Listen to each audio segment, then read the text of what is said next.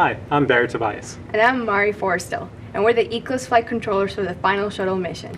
And you're watching NASA TV.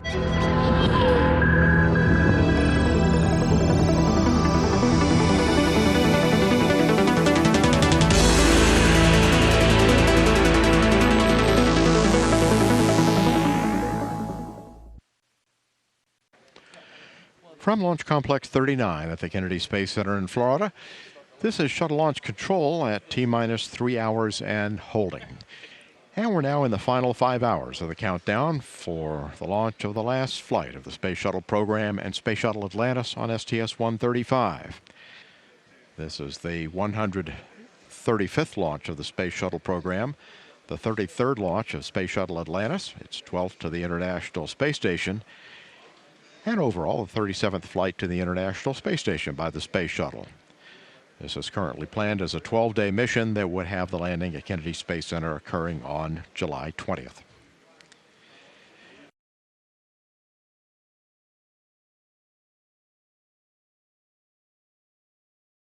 Here's our commander, Chris Ferguson. He's in the suit-up room. He's having a fit check of his helmet.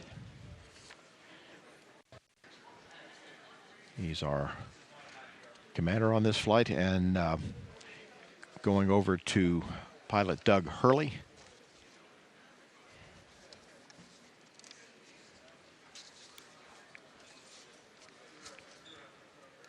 This is his second trip into space. He completed his first space flight on STS-127, and he's logged more than 376 hours in space.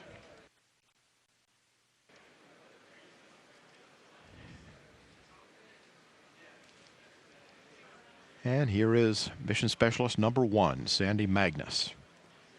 This is her third space flight. She spent more than 4 months in space aboard the International Space Station. She flew on STS-112, logged 11 days in space, and then 4.5 months after being on board the space station as a member of the Expedition 18 crew. This is Rex Walheim. He's our mission specialist number 2. He's making his third space flight. He's spent more than 24 days in space on STS-110 and STS-122, and he's had 5 spacewalks totaling more than 36 hours.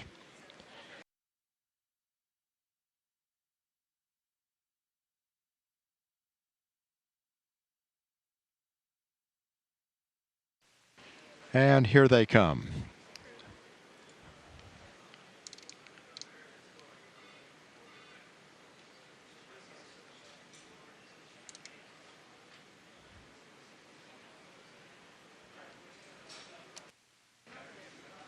Crew going down the elevator where they'll be greeted by employees from Kennedy Space Center and members of the news media.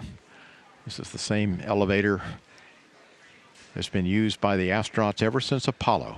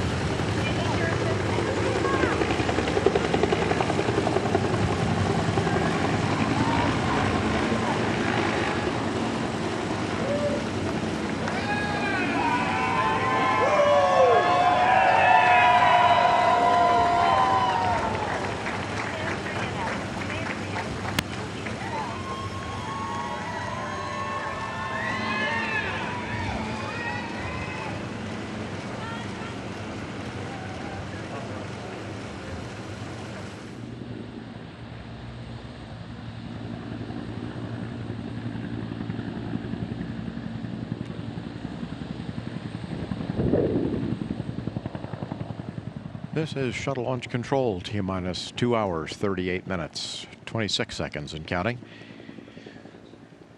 The Astrovan is now on the pad surface. The crew will be disembarking, and in just about 5 minutes they'll be headed up to the White Room to begin boarding. Our commander, as is customary, will be first aboard.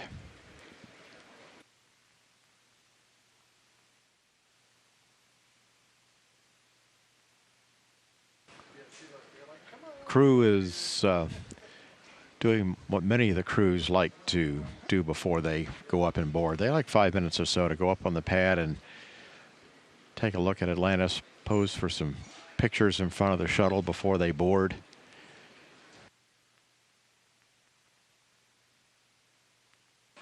And then head over for the elevator.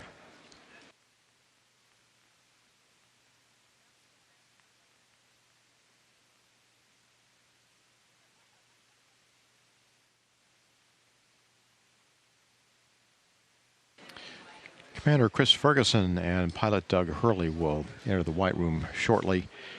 Our mission specialists, Sandy Magnus and Rex Walheim, will probably wait outside a little bit and take the time to look around, enjoy the view from up there while the commander and pilot board.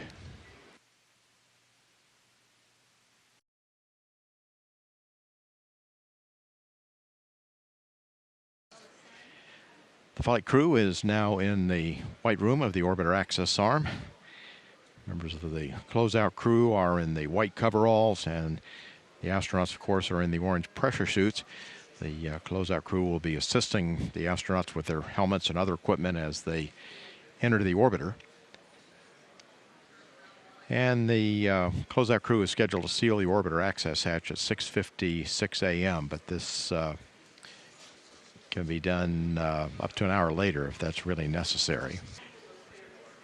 Joining us right now here in the firing room is Jim Kelly, astronaut Jim Kelly. He was selected by NASA to become a NASA astronaut in 1996, and he was pilot on STS-102 in 2001 and STS-14 in 2005.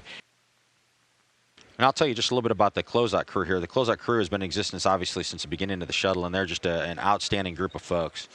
They've been together for a long time. We might not even see him here for a little while, but Travis Thompson's the lead. He's number one. They all have numbers on the back of their gear and on their hats and things like that. And number one is called the OVCC, Orbital Vehicle Closeout Chief. He's been the crew lead, has 28 years on this team. This is an incredibly experienced and dedicated team that gets the people on the orbiter, and Travis is in charge of the whole thing. And not only is he in charge of this one, but he's in charge of the whole Closeout Crew.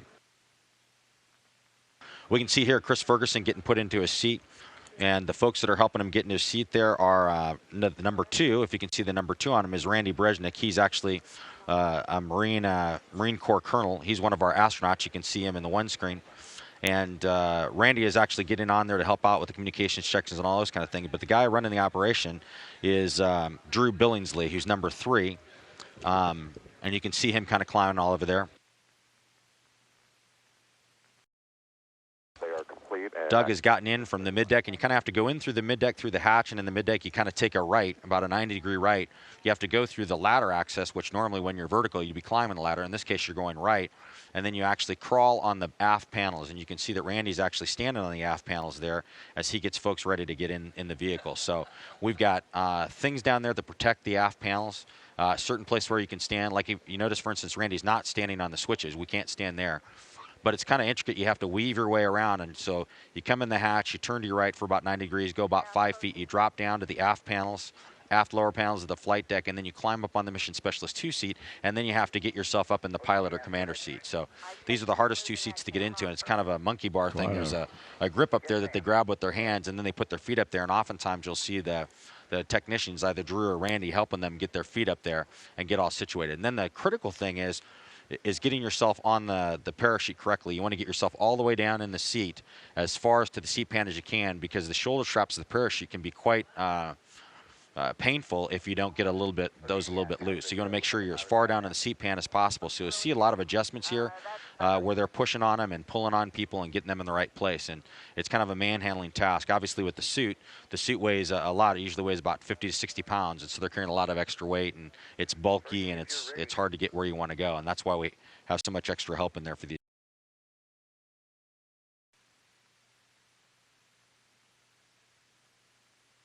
You can see back in the white room here, you can see Sandy saying goodbye to everybody. Everybody gets pretty close. Like I talked, these guys are really proud of the job they do. We actually got a nice shot there of number 6 and number 7.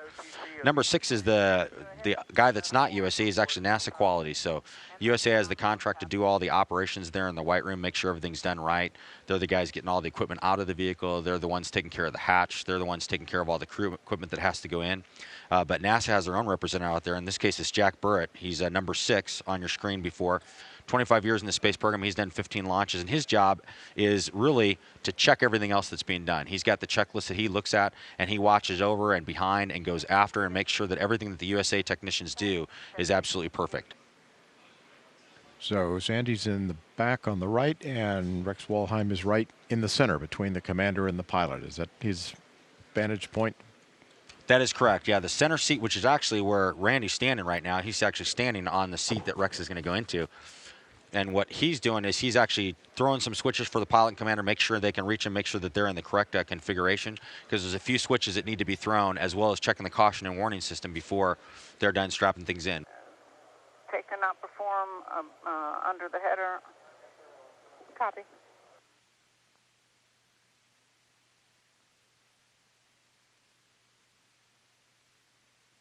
See out in the white room, that's Chris Menard again, number 5. You got Travis, number 1, and they're just getting Rex in. So hopefully, if things go well today, this will be the last astronaut you'll see climbing into a vehicle to go fly in space on the shuttle. You can see both Doug and Fergie in the front are both completely set up with their gloves. They've got their helmets. They've already done that pressure check I was talking to you about, where they fill up the suit completely and get that all done. You can see Sandy back there is doing her final adjustments. She's getting her microphones, her booms. They come off the comm cap all set there. Randy's kind of going up above her now. Once Drew gets done, Drew's responsible for making sure all the connections are good. Once he's done, like I said, everything gets double checked. Then Randy will come by after him. He'll check all those connections, and then he'll ask the astronaut. So he's talking to Sandy right now. He'll be asking her to check all her connections. You know, show me where your harness connection is. Show me where your bladder connections are for your lumbar support. The bladder for the lumbar support. Show me where your green apple is. The green apple is the emergency oxygen that they fly with. And so on their right hip, we've seen it a couple times with Doug. You can see a green apple there, as we call it. If you pull that out, then you get an emergency supply of oxygen that goes into your suit. So Randy is busy talking with Sandy and making sure she can feel all those connections are all set for her. She's all set, and he's doing that. MS1, this is OTC. I got you loud and clear. Help me. And have you loud and clear as well. Good morning, Sandy. Good morning.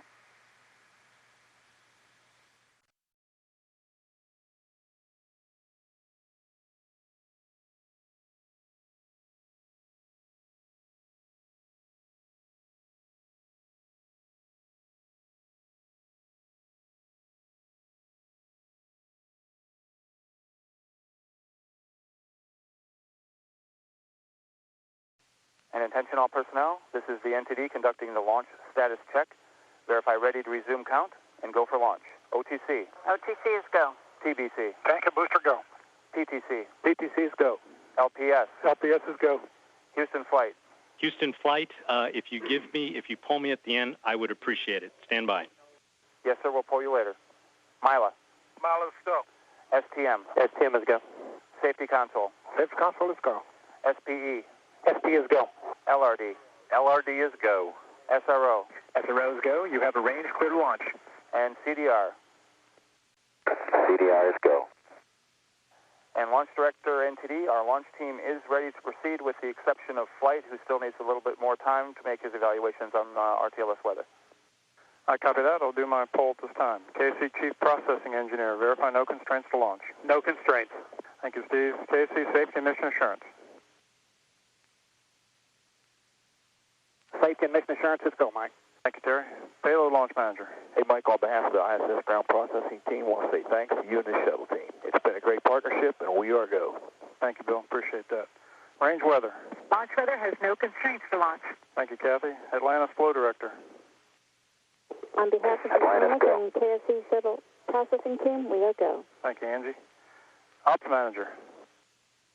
See, Mike, waiting to get final go from flight here. Let's hear what he says, and we'll get back to you. Copy that.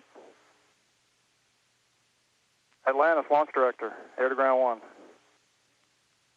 Atlantis, go. Okay, Fergie, we're starting to feel pretty good down here on the ground about this one today. So on behalf of the greatest team in the world, good luck to you and your crew on the final flight of this true American icon. And so for the final time, Fergie, Doug, Sandy, and Rex, good luck, Godspeed, and have a little fun up there. Hey, thanks to you and your team, Mike. Until the very end, you all made it look easy. The shuttle's always going to be a reflection of what a great nation can do when it dares to be bold and commits to follow through. We're not ending the journey today, Mike. We're completing a chapter of a journey that will never end. You and the thousands of men and women who gave their hearts, souls, and their lives for the cause of exploration have rewritten history. Let's light this fire one more time, Mike, and witness this great nation at its best. The crew of Atlantis is ready for launch. Thank you, sir. We'll get you going here in a couple of minutes. NTD, Houston flight on 212. Go ahead, flight. For the record, I'm go. NTD copies, and launch director, that is our entire launch team, we are ready to proceed at this time. I copy that. Ops manager. Launch director, ops manager on 212.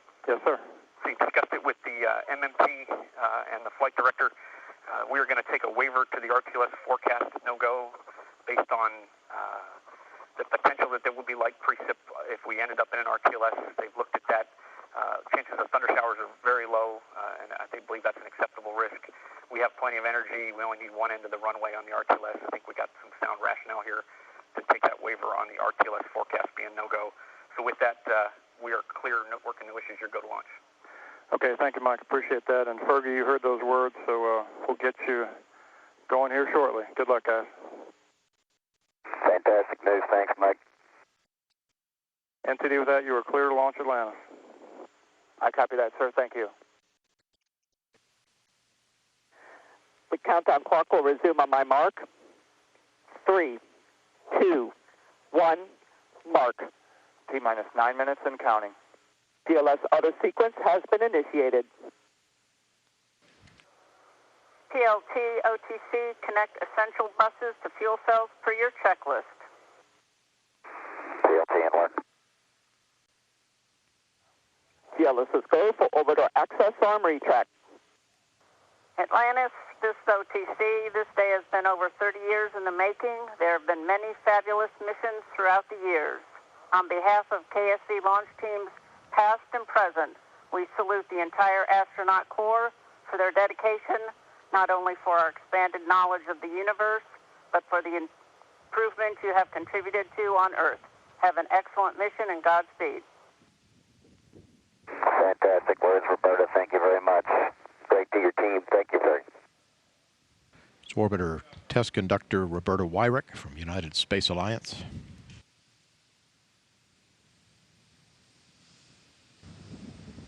TLT, OTC, perform APU pre-start. Pre-start work. OTC, TLT, 3 gray talkbacks. Copy, 3 gray talkbacks.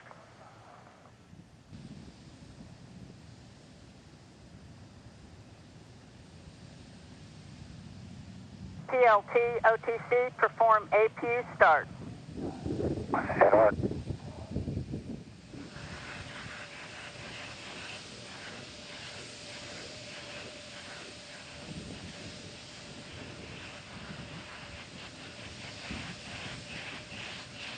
Flight crew, OTC, close and lock your visors and initiate O2 flow. That's in work. T-minus 2 minutes. TLS is go for ET LH2 pressurization. T-minus 40 seconds, handing off to Atlantis' computers at T-minus 31. T-minus 35, 33, Clock clock will hold at T-minus 31 seconds due to a failure. And we have had a failure. Ground launch sequencer. We had a problem on the dock's retract switches. NNTDSP. Go ahead. Yes, sir. We need guys to go do the verification per the LCC, please. All right, CMAC. Yes, CMAC. The LCC says we need to verify using a camera, and we're positioning camera 62 right now. Okay, let us know as soon as 62 is swung over and you can verify LCC for GVA retract, please.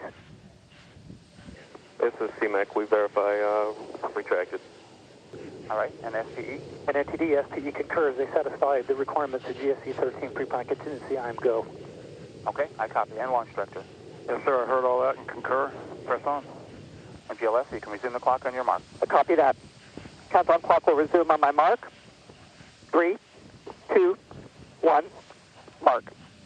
T-minus. Go for auto sequence start. Handoff to Atlantis' computers has occurred. Solid rocket booster nozzle steering check and work. 20. Firing chain is armed. 15. Go for main engine start. T-minus 10, 9, 8, 7, 6, 5. All three engines up and burning. 2, 1, 0, and liftoff. The final liftoff of Atlantis on the shoulders of the space shuttle. America will continue the dream. Program, Houston. Roger roll, Atlantis. Houston now controlling the flight of Atlantis. The space shuttle spreads its wings one final time for the start of a sentimental journey into history. 24 seconds into the flight, roll program complete. Atlantis now heads down, wings level on the proper alignment for its 8.5-minute ride to orbit. 4.5 million pounds of hardware and humans taking aim on the International Space Station. 40 seconds into the flight, the 3 liquid fuel main engines throttling back to 72% of rated performance in the bucket, reducing stress on the shuttle as it goes transonic for the final time. Engines now revving up, standing by for the throttle up call.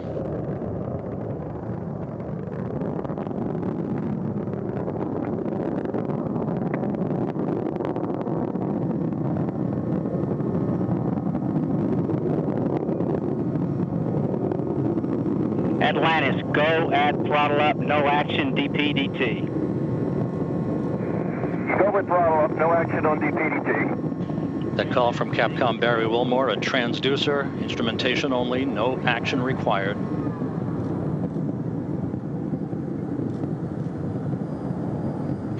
Atlantis now 15 miles in altitude, already 16 miles downrange from the Kennedy Space Center, 1 minute 40 seconds into the flight. Atlantis flexing its muscles one final time.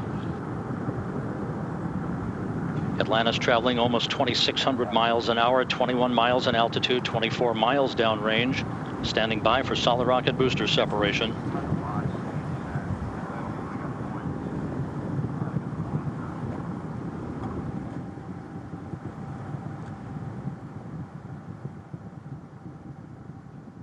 Booster officer confirms staging a good solid rocket booster separation. Guidance now converging. The main engine steering the shuttle on a pinpoint path to its preliminary orbit. 2 minutes, 20 seconds into the flight. Atlantis already traveling 3,200 miles an hour, 35 miles in altitude, 50 miles downrange.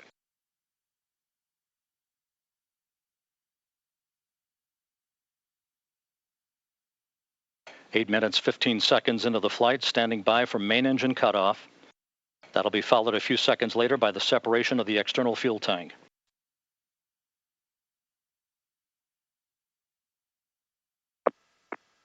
Booster officer confirms main engine cutoff. For the last time, the space shuttle's main engines have fallen silent as the shuttle slips into the final chapter of a storied 30-year adventure. Now standing by for external tank separation.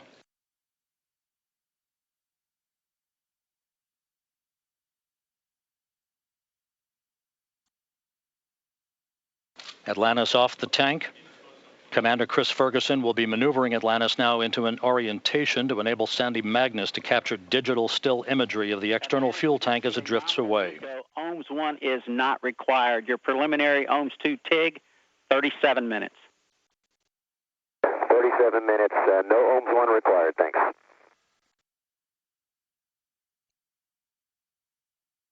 Atlantis, Houston, we're back with you after an unexpected extended time off the tail. How do you copy? Hey, we got you sort of ratty, Houston, but legible. If you want to go ahead with your tag up. Okay, hopefully it'll stay with us.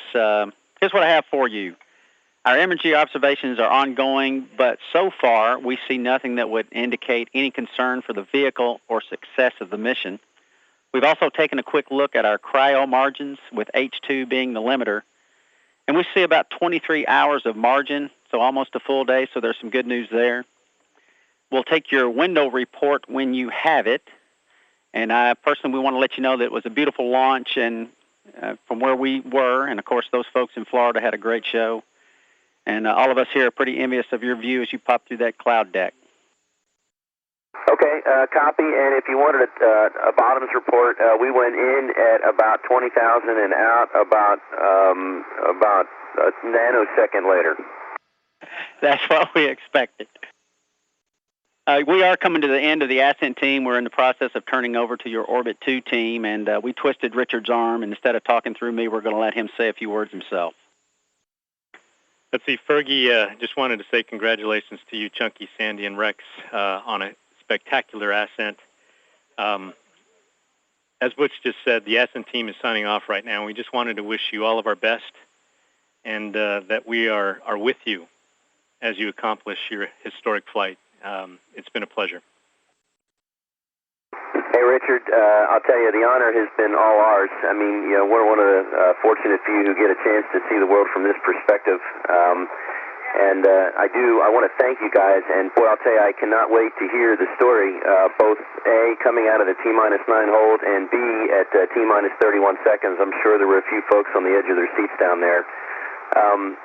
If I could just pass to you and your team, I know we're going to see a few of you for entry.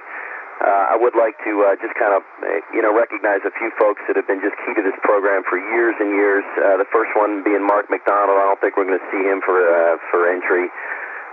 Tom Arnold, of course, king of the boosters, and Joe Jones. I don't think we're going to see you for entry either. You guys have just been fantastic, and not the least of which, Richard. You guys are all heroes in our mind. You certainly deserve a round of applause, and I'd like you to stand up and take one right now if you could. It's been just a pleasure of a lifetime working with you.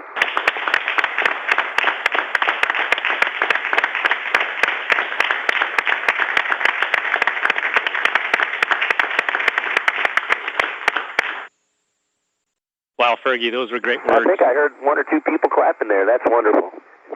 I may have gotten a couple of claps in here. Fergie, those were awesome words. You guys have a tremendous flight. We will be watching. Thanks, and I'm going to address the team here before we leave. Godspeed, Richard. You do the same. And we've got our onboard video now, live onboard Space Shuttle Atlantis. These are the first views of the crews that we're getting. You can see Sandy Magnus there on the far left-hand side. As we talked about before, she's going to be sort of the load master during this flight. She's got quite a bit of responsibility getting all the different payloads and cargo moved across the hatches. There's quite a bit that's going over to the space station and a little bit coming home on board Atlantis. Not only will the crew take care of 25,478 pounds of cargo inside the multipurpose logistics module, but there's also quite a bit of cargo located on Atlantis' mid-deck. There's 2,281 pounds, a little more than a ton.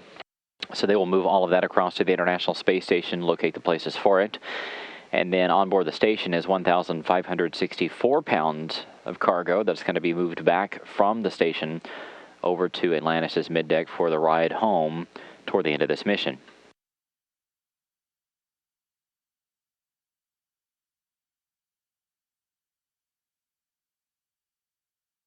If you look closely, you can see the test out of the latches on the end of the shuttle's robotic arm.